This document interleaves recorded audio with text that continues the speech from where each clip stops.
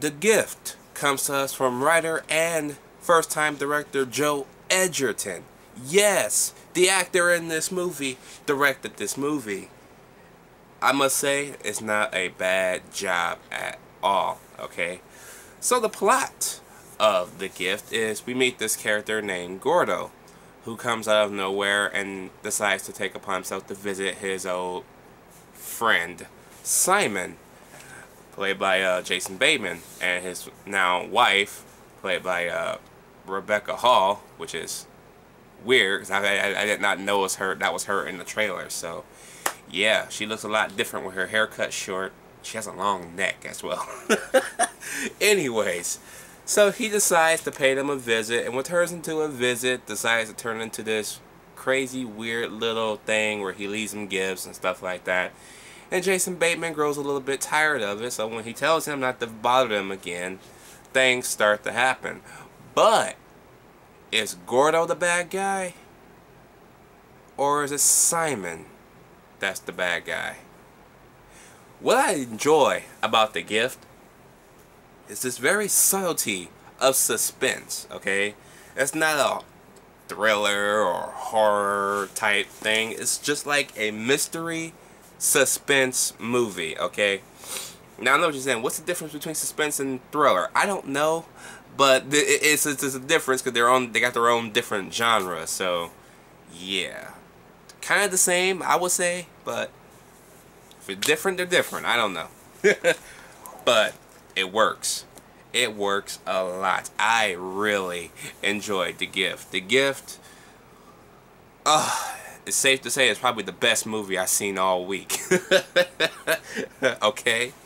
And not only does this movie take its time and set up character development, set up the plot of this movie, actually has something that has an actually good payoff towards the end of this movie, and sends a very weird and horrifying type message like, okay,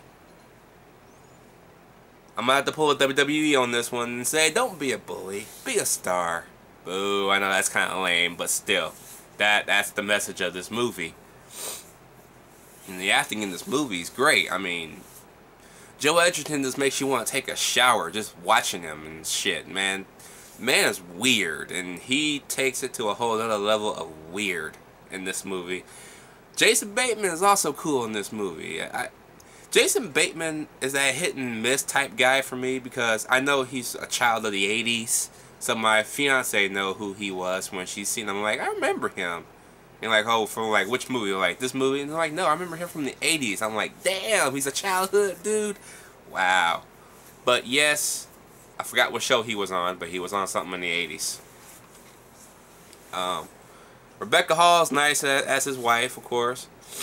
And I gotta say, when shit goes down and you find out what's really going on, it hit me like a ton of bricks, because I can relate to that type of a situation, not as well as this movie is, but shit that went down in my life, yeah, I can relate to that shit, and this movie does a good job in saying that, you know, like, be careful who you do shit to, you know, because it could come back and haunt you and all that shit, man.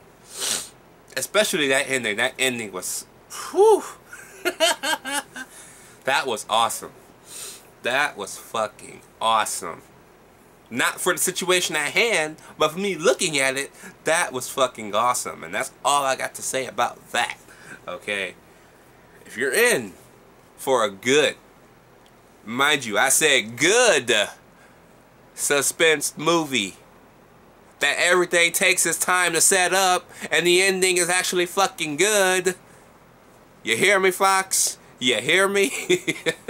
Then The Gift is that movie for you this weekend. I will give The Gift a B+. Let me know what you guys think about The Gift down below. Did you like it? Did you hate it? Oh, let's face it. There's no hate in this movie. You could be a little disappointed by it, but you're not gonna be mad at it. Okay? Not like that. Not like that last one. Not like that one. But anyways, I will see you guys later.